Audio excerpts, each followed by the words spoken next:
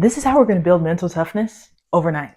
Are you tired of feeling like you quit every time something gets hard? Mental toughness isn't necessarily something that you are born with, but it's something that you build. In less than 24 hours, you can transform the way you approach challenges, setbacks, and life itself. Let's get started. Topics I want to cover today are how to embrace failure and turn it into success and use it as a tool. Number two that I want to cover, daily habits that rewire your mind for resilience, and practical exercises to keep you motivated through discomfort. Why does mental toughness even matter? Number one, mental toughness is the key to breaking past your limits. Whether it's fitness, relationships, or whatever it may be, mental toughness is necessary because we're always going to face some sort of challenge. It doesn't have to be a huge challenge, but we face things daily. And without mental toughness, you're going to be a shell of a person by the time you hit that third challenge. It's like the bridge between where you are and where you want to be. But most people quit because they haven't trained their mind like they train their body. Or maybe they're not training either. And if you want to start training your body, I have a video for that too. Here are 3 reasons why people lack mental toughness. Number 1, avoidance of discomfort. Let me tell you something. Out of all the things that I say, get comfortable being uncomfortable. Because when you're comfortable, nothing changes. Nothing changes. I'm not comfortable right now. I'm actually extremely cold. So that means that I'm going to be a little bit more clear and concise on my video so that I can get warm. It's not that you have to put yourself through this immense type of training all the time, but mental toughness is something that can be developed through hardship, or it can be developed by switching your mindset now so that when those hardships come, you're not falling on the ground. A lot of people have the tendency to immediately seek comfort whenever something goes wrong, and that is our natural inclination. So I'm not telling you that that's the wrong thing to do. I'm just telling you, if you want that mental toughness, that's something that's going to have to be second. 2, I do say this thing. I've said this majority of my life. Sprinkles are for winners. And it's not that I'm saying oh, if you lose something, then you are a loser. But when you're winning and you have sprinkles, you don't have a problem. So you can't be a pansy. That's what I'm saying. Discomfort takes you from being this sensitive shell, and it doesn't mean that you don't have any sensitivities or that you're not in tune with your emotions. It just means that you can use those, channel those, keep them in a certain arena that's appropriate for you to build your life off of it. Don't allow it to consume you. Number 2, lack of a clear purpose. I know I said lack of a clear plan, but this is a little bit different. Lack of a clear purpose is not knowing your why. If you don't know why you want to do it, then you're not going to know when or how or who or what you need to do it. That's going to be an issue. And then you're not going to feel as motivated because you don't really know why you're doing it. So if you have a goal and you don't really know why you want to do it, you're going to have to evaluate the goal again, figure out your why, or not do it because maybe it's not what you need to do to get where you want to be. And number 3, negative self-talk. We got to stop that now. We got to stop this lowliness. It's not about being cocky or anything, but there's a difference between confidence and cocky. There's a difference between being scared and respecting a situation. So respect yourself enough to know that you're capable, but be humble enough to know that there are some challenges.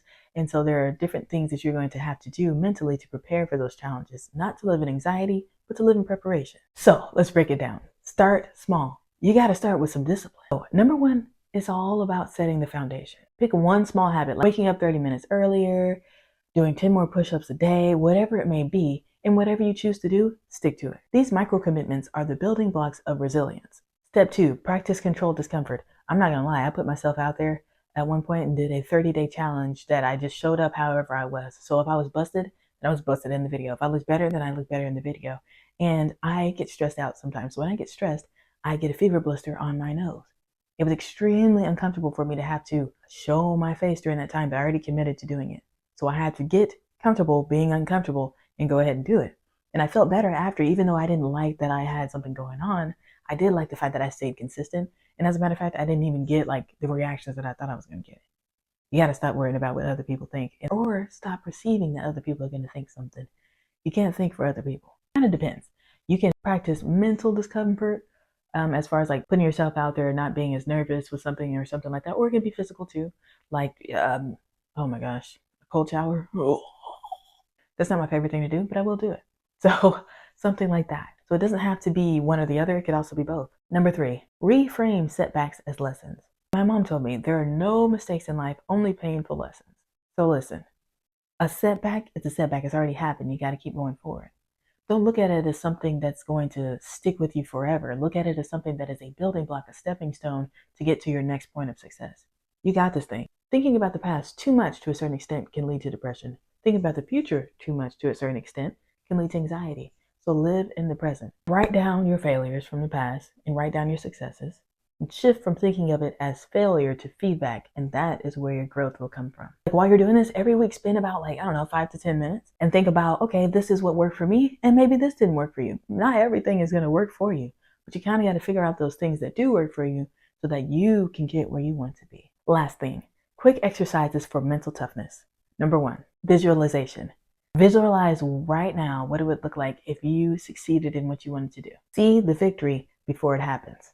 2, gratitude practice. Gratitude really allows your brain to focus on the things that are in the present. It allows you to focus on abundance and not scarcity. When you're living in scarcity, it physically shows. It mentally shows. You can tell somebody's afraid, if that makes sense. It doesn't mean like you're like, oh, I'm running scared of all the things I need to do, but it can be like, I'm scared to fail, so then I won't try. Think of an abundance of things. Show gratitude for all the things so you're not living in a space of fear, because a space of fear is not something that fosters growth. Fear puts you in a cage. Respect of a situation furthers your growth. Mindful breathing. Take a minute or so throughout the day, just, anytime throughout the day, and do some breathing practices. Sometimes I like to do it just because. So it doesn't have to be like a highly stressful situation where you're like, I'm not stressed right now, so I'm not going to do it. Just do it when you think of it. And then this is the last thing I want to say to you. Building mental toughness is not about never failing. It's about always getting up. Commit to this challenge, and you're going to find yourself stronger, more resilient, and willing to face whatever comes at you. Start today, because the toughest battles are won in the mind. Like, subscribe, and comment what challenge you're going to take on for the next 30 days. I look forward to seeing you in this video.